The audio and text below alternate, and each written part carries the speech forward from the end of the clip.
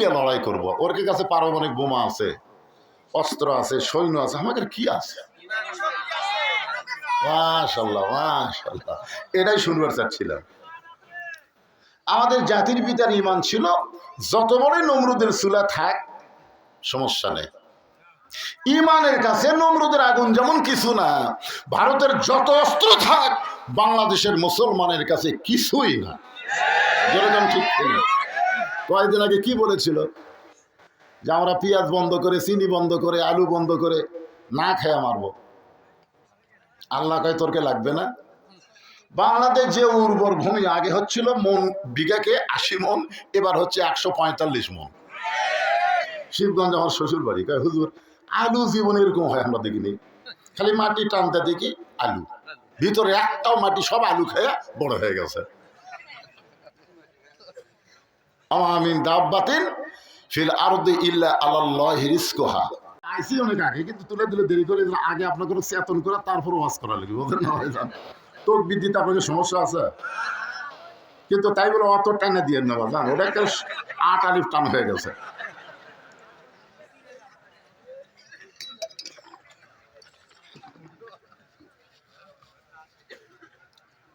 প্রশ্ন 6টা মনে নাই, আচ্ছা 6টা প্রশ্ন করছে 1300 বছর আগে, তখন এরকম অ্যাটম বোমা ছিল না। এখন ভারত ভয় দেখাচ্ছে বাংলাদেশ যদি কিছু বেশি কিছু করে আমাদের হাতে পাওয়ার আছে। ফাটাকেষ্ট মিঠু চক্রবর্তী কি কথা জানেন, ওর বাড়ি কিন্তু বাংলাদেশি, কিন্তু ভারতের যা খুব মরদ হয়ে গেছে। ও বলতেছে আমরা যদি ভারত ইচ্ছা করি বাংলাদেশকে দখল করতে আমাদের 15 দিনও লাগবে না।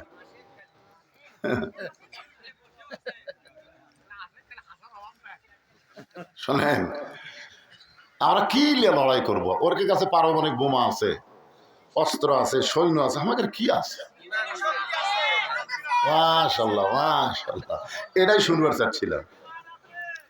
আমাদের জাতির পিতার ঈমান ছিল যত বড়ই নমরুদের চুলা থাক সমস্যা নেই, ঈমানের কাছে নমরুদের আগুন যেমন কিছু না, ভারতের যত অস্ত্র থাক বাংলাদেশের মুসলমানের কাছে কিছুই না। যেরকম ঠিক ছিল, কয়েকদিন আগে কি বলেছিল যে আমরা পেঁয়াজ বন্ধ করে, চিনি বন্ধ করে, আলু বন্ধ করে না খেয়ে মারবো। আল্লাহ কয় তোরকে লাগবে না। বাংলাদেশ যে উর্বর ভূমি, আগে হচ্ছিল মন বিঘাকে 80 মন, এবার হচ্ছে 145 মন। শিবগঞ্জ আমার শ্বশুর বাড়ি, কয় হুজুর আলু জীবনে এরকম হয় আমরা দেখিনি, খালি মাটি টানতে দেখি আলু, ভিতরে একটাও মাটি, সব আলু খেয়ে বড় হয়ে গেছে। আমিন দাব্বাতিন ফিল আরদি ইল্লা আলাল্লাহি রিজকুহা। এরপরে আল্লাহ বলেছেন ফালিয়াবুদু রব্ব হাযাল বাইত আল্লাযী আত'আমাহুম মিন জু'ইন ওয়া আমানাহুম মিন খাউফ। ওয়া আমানাহুম মিন খাউফ, আল্লাহ বলতেছেন ওই ঘরের মালিকের তোমরা গোলামি করো, নামাজ পড়ো, আমি আল্লাহ তোমাদেরকে সঙ্গে সঙ্গে 2টা পুরস্কার দিব। 1 নম্বর পুরস্কার হলো তোমাদের রিজিকের কোনো পেরেশানি করা লাগবে না, ক্ষুধা দারিদ্র তোমাদেরকে স্পর্শ করতে পারবে না। আর সমস্ত ভয় থেকে, যত ভয় আছে, অ্যাটমের ভয়, হাইড্রোজেনের ভয়, বোমার ভয়, অস্ত্রের ভয়, সমস্ত ভয় থেকে আমি আল্লাহ তোমাদেরকে পুরোপুরি নিরাপত্তা দিয়ে দিব। নিরাপত্তা দেওয়ার মালিককে আরো জোরে আলহামদুলিল্লাহ। 1 নম্বর হলো নামাজ। এই 4টা বিষয়ের মধ্যে 1 নম্বর হলো নামাজ। এই নামাজটা এত গুরুত্বপূর্ণ, রাসূল বলেছেন লা সালাতা লা ঈমানা, যার নামাজ নাই তার ঈমান নাই। তাহলে ঠিক কয়জন কথা এই জায়গাত কিন্তু আর জবান খুলতেছেন না, কারণ আপনাদের মধ্যে এমনও মানুষ থাকতে পারে যারা মাগরিবও পড়েনি, এশাও পড়েনি। আপনারা বলেন তো যারা মাগরিব এসব পড়েনি আর ফজর পড়বে, কিসের কয় পড়তে পারে? 5 ওয়াক্ত নামাজের মধ্যে সবচাইতে কষ্টের নামাজ হলো ফজরের নামাজ। এই ঠান্ডার দিনে ফজর পড়া মানে কি, অনেক হুজুরাও পর্যন্ত ফেল করতেছে রে ভাই। হ্যাঁ হুজুরাও করতেছে, কি করবে? তো যারা মাগরিব এশার নামাজ পড়েননি এই হাদিস অনুযায়ী তাদের খবর কি হলো? লা সালাত আলা দ্বীন, যার নামাজ নাই তার কোনো ধর্ম নাই। বাইনাল আবদি ওয়াল কুফরি তরকুস সালাত, বান্দা কাফিরের মধ্যে পৃথক করার জিনিসটার নামই হলো নামাজ। এই নামাজ ওয়াজ দেওয়া হবে না। কাতুলি সাহেব বললেন 32 বছর, আমি বললাম 42 বছর, আরো 100 বছর ওয়াজ করেন, ওয়াজ দিয়ে নামাজ হবে না, হবে না। এই জন্যে নবুয়তের 10ম বৎসরে আল্লাহ নবীকে নামাজ দিলেন। এরপরও নবী 3 বছর মক্কায় ছিলেন। প্রকাশ্যে আজানও হয়নি, প্রকাশ্যে জামাতও হয়নি। রাসূল কয়, আল্লাহ আপনি কোরআনে বললেন ওয়াকিমুস সালাত, নামাজ কায়েম করো, কিন্তু আমরা তো পারতেছি না। নামাজ পড়তেছি একা একা ভয়ে ভয়ে, একজন খাড়া করেছি আরেকজন নামাজ পড়ে, তাহলে কায়েম কেমনে হবে? পড়াই যাচ্ছে না। করোনার সময় আমরা পড়বারই পারিনি, জোরে কোন কথা ঠিক কিনা? আমার মাদ্রাসা মসজিদে তারাবির সময় সব মসজিদে ঘোষণা করে দিছে যে ইমাম, মুয়াজ্জিন, মসজিদ কমিটি সহ সর্বমোট 12 জন। করোনার ভয়ে এখন কমিটি সব লোক নামাজ পড়ার গেছে, যদি মরে যাই এখন সাধারণ মুসলিম ঢোকার জায়গায় নেই। সব আছে এখন মাদ্রাসার মসজিদে। হুজুর আপনি কি করবেন বাইরে? তাহলে 2 জন তোমরা গেটত খাড়ায় থাকো, পুলিশের কোন গাড়ি দেখলি খালি একটু ইশারা দিবে। আমরা এক সময় 2 জন একটা গাড়ি দেখে মনে করছে পুলিশের গাড়ি, যে পুলিশ পুলিশ কতি কার স্যান্ডেল ঘুরে পড়ে আছে ভাই, মারছে দৌড়, নিয়ত করার পরে নামাজ ছাড়ে দৌড়াচ্ছে। করোনার ভয় কিন্তু না, পুলিশ জরিমানা করবে। 12 জনের জায়গায় 32 জন হলো কেন? সমস্যা। আল্লাহ বলেন, হাবিব মক্কায় আপনাকে আমি নামাজ দিয়েছি, কিন্তু নামাজ কায়েমের পরিবেশ মক্কায় নাই। নামাজ কায়েমের পরিবেশ করতে গেলে আপনাকে যেতে হবে মদিনা। দিনের বেলা না, রাত্রেবেলা, গভীর রাত্রে মক্কা ছেড়ে আপনাকে মদিনায় হিজরত করা লাগবে। চিন্তা করে দেখেন, নামাজ কায়েমের জন্য নবী মক্কা ছেড়ে কোথায় যাবেন? একটু হোহা করেন, কোথায় যাবেন? গভীর রাত্রে একদিন হিজরতের হুকুম হবে, সেই দিন আপনি মক্কা ছেড়ে মদিনায় যাবেন। আল্লাহ হিজরতের হুকুম দিল ওই দিন, যেদিন মক্কার 37 জন নেতা আল্লাহ নবীর বাড়ির চারিধার ঘেরাও করছে। যতদিন নবীর বাড়ির চারিধার ফাঁকা ছিল, কেউ ঘেরাও করেনি, তখন আল্লাহ হিজরতের হুকুম দেয়নি। যেদিন দিছে সেদিন নবী জানলা দিয়ে দেখতেছে, দাও লিয়া, চাইনিজ কুড়াল লিয়া, ফালা লিয়া, লাঠি লিয়া নবীর বাড়ির চারিধার ঘেরাও করছে। আল্লাহ বলতেছে এখন হিজরত করেন। নবী কই ক্যারি, এইরকম কঠিন অবস্থা আল্লাহ হিজরত করতে বলার পিছনে আল্লাহর কারণ কি? যেদিন কেউ ছিল না সেদিন আল্লাহ হিজরতের হুকুম দিল না, আর আজকেই হবে বাড়ি ঘেরাও করছে, আর এখন বলতেছে হিজরত করেন। আল্লাহ নবী ডাক দিলেন, আলী। লব্বাইক ইয়া রাসূলুল্লাহ। নবী বলেন, আলী আমার বিছনায় তোমাকে ঘুম পাড়তে হবে, ওড়ে তার মানে চাদর দিয়ে।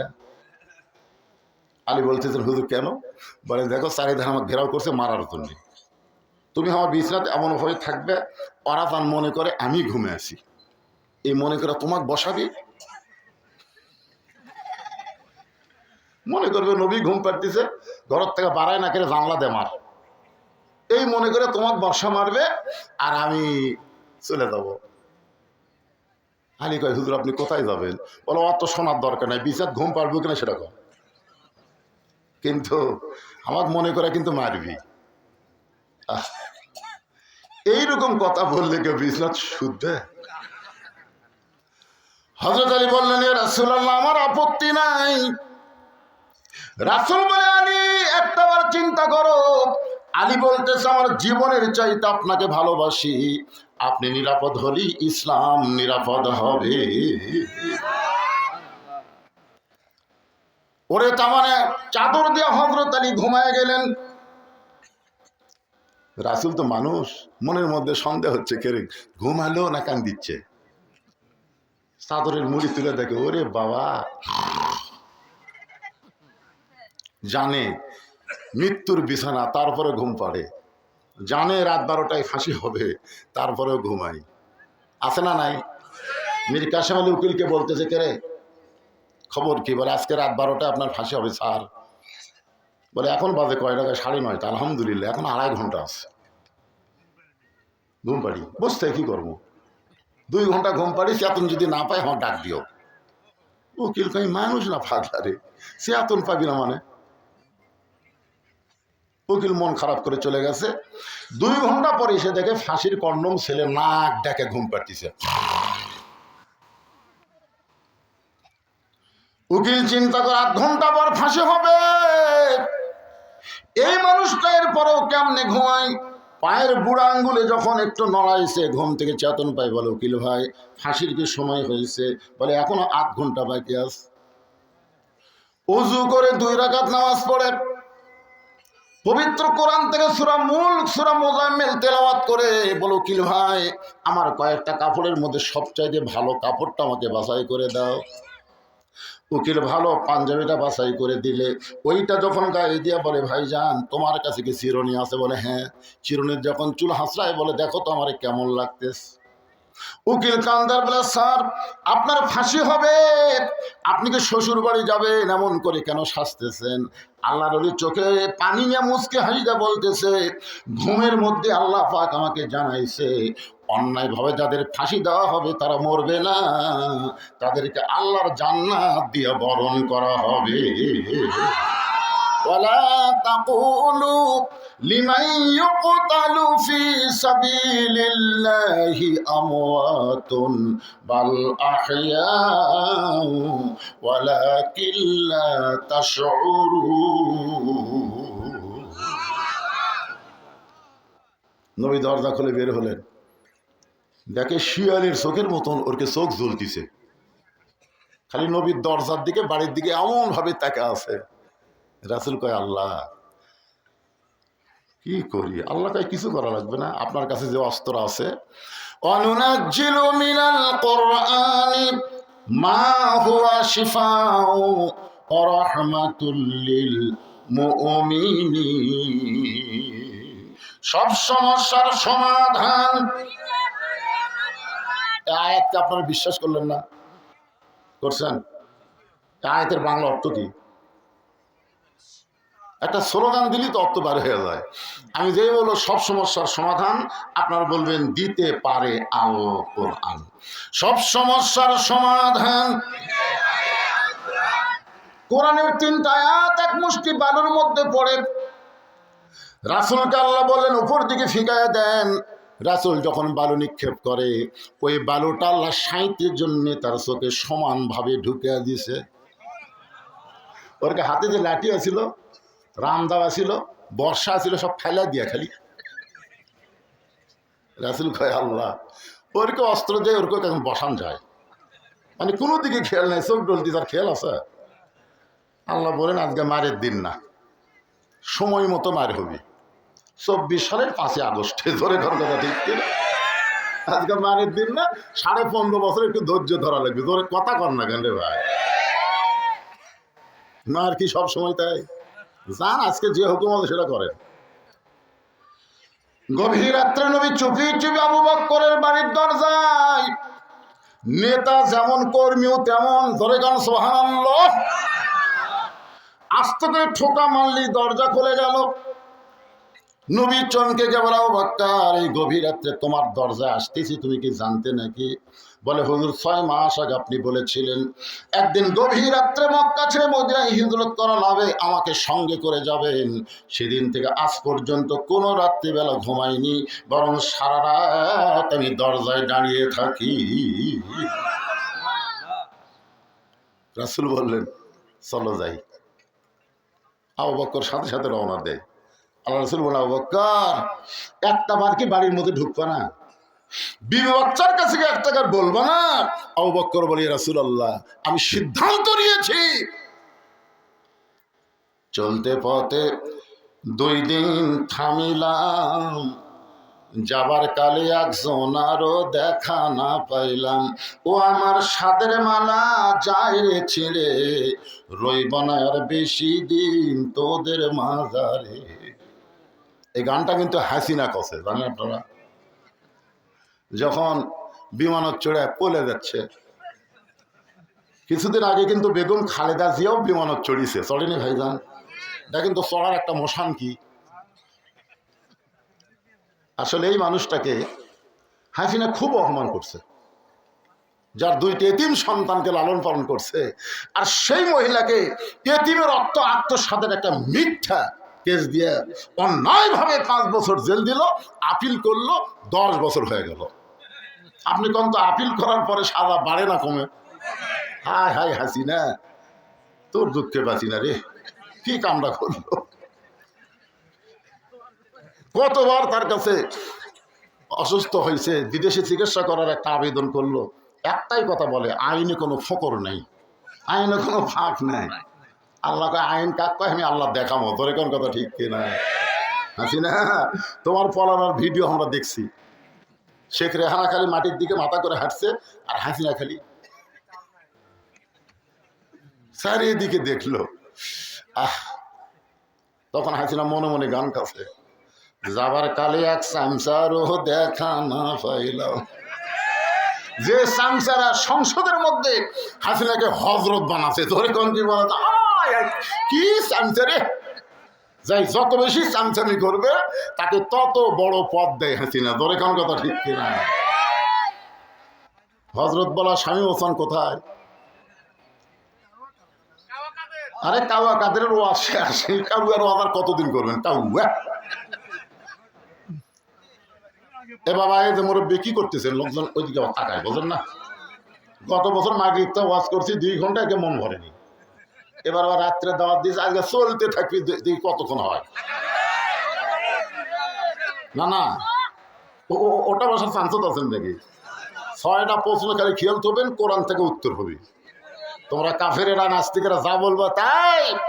আল্লাহ শুধু আমাদের আল্লাহ না, আল্লাহর কোরআন আমাদেরকে দিয়েছে উচিত জবাব দেওয়ার জন্য, জনগণ কথা ঠিক কিনা? তোমরা বলো ইসলামের সাথে রাজনীতির সম্পর্ক নাই, আর তোর বাপক দেখাবো, দেখে যা আছে না নাই। এই যে মিডিয়ার মাধ্যমে গোটা পৃথিবী সয়লাভ হয়ে যাচ্ছে, মনে করতেছেন আমরাই কয়জন। এইগুলোর মাধ্যমে আমেরিকার যারা আছে ওরাও দেখতেছে, ব্রিটেন ফ্রান্সে যারা বাংলাদেশে আছে ওরাও দেখতেছে, ধরে কোন ঠিক কিনা? এমনকি আমার ওয়াজ পর্যন্ত পিনাকি ভট্টাচার্য হিন্দু হয়েও দেখে, ধরে কোন কথা ঠিক বানায়নি, ভিডিও বানায়নি আজহারি, আর আমাকে নিয়ে একটা ভিডিও বানাইছে। একটু মনোযোগ দিয়ে শুনবেন।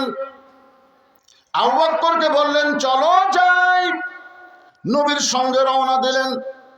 মক্কা থেকে মদিনা হলো উত্তর দিকে, কিন্তু নবী চললেন পূর্ব দিকে। আবু বকর বলে, রাসূলুল্লাহ, আল্লাহ যদি মদিনায় হিজরত করতে বলে তাহলে উত্তর দিকে যাওয়া লাগবে, আপনি পূর্ব দিকে কেন চলতেছেন? রাসূল বলে, আবু বকর, ওই যে একটা পাহাড় দেখতেছ, ওই পাহাড়ের উপরে একটা গর্ত আছে, এই গর্তের ভিতরে আমাদেরকে আত্মগোপন করা লাগবে। আত্মগোপন মানে লুকালুকি। আলুর বাড়ি থাকেননি? আপনি বিএনপি করবেন, আপনি জামাত করবেন, আপনি ইসলামী আন্দোলন করবেন, আর আপনি বাড়ির বউ চললে আরামে ঘুম পাড়বে। সিরাজগঞ্জ রোডে থাকতি আমার বউ মোবাইল করে বললো, খবর কি? আমি বললাম রোডে। বাড়িতে আসেন না? সন্ধ্যার পর থেকে পুলিশ খালি ঘুরতেছে, আজকে কিন্তু সাইজ করবে। আমি শ্বশুরকে বললাম, আব্বা দান, না বাবা আমার একটু আসা চলবে না। আমি চিন্তা করলাম কাক কল দিই, আর বন্ধু বান্ধব 3-4 জনকে দিলাম, কয়ে ভাই আপনি দাগি ভাই, আপনাকে জায়গা দিলা। তখন বললাম গাড়ি 8 কিলো ফাঁকে থুয়ে আলুর বাগুরের মধ্যে কম্বল পাড়া কি লুকালুকি রাসূলের সুন্নাত, জোরে কোন সুবহানাল্লাহ। আরে এই সুন্নাত যারা পালন করেননি এরা পালন করেন। আপনি এমন একটা দল করেন শয়তান যেন আপনাকে খোঁজে, জোরে কোন কথা ঠিক না? কেউ যদি বলে আমার কোনো টেনশন নাই, আমি দিনে খাই রাতে ঘুমাই, তুই শয়তানের দল করিস। তো টেনশন হবে কোত্থেকে? মাটি থেকে ৫,৬০০ ফুট উপরে, ৫,৬০০ ফুট উপরে একটা গর্তের মধ্যে নবী আবু বকরকে নিয়ে, নবী দুর্বল হওয়ার কারণে আবু বকরের উরাতকে বালিশ বানায় ঘুমায় গেলেন। কিন্তু আবু বকর ঘুমায় না। কিছুক্ষণ পরে দেখে ঘরে সুরের গরমে নবীর কপাল ঘেমে মুখটার দানার মতন ঘাম বের হয়ে গেছে। আবু বকরের বড় লোভ হলো, ওই ঘামটা যদি হাতের মধ্যে নিয়ে আমার চেহারার মধ্যে মালিশ করতে পারতাম, অন্তত বলতে পারতাম আল্লাহ আমাকে আযাব দেওয়ার আগে নবীর ঘামের কথা একটাবার চিন্তা করে। নবীর কপালের ঘাম নিয়ে যেই মাত্র চেহারার মধ্যে মালিশ করেছেন, চাঁদ সূর্য গ্রহ তারা তারি নূরের ইশারা, নইলে যে অন্ধকারে ডুবিত এই তরণী। সবাই বলেন নবী মোর পরশমণি, নবী মোর সোনার খনি, নবী নাম ভাবে যেজন সেই তো দোজা হানির ধ্বনি। গর্তের মধ্যে লক্ষ্য করে দেখে বাম সাইডে একটু উপরে একটা ছিদ্র দেখতে পাই। আবু বকরের মনের মধ্যে বড় ভয় হলো, এই ছিদ্র দিয়ে যদি কিছু বের হয়ে আমার নবীকে কামড় দেয়।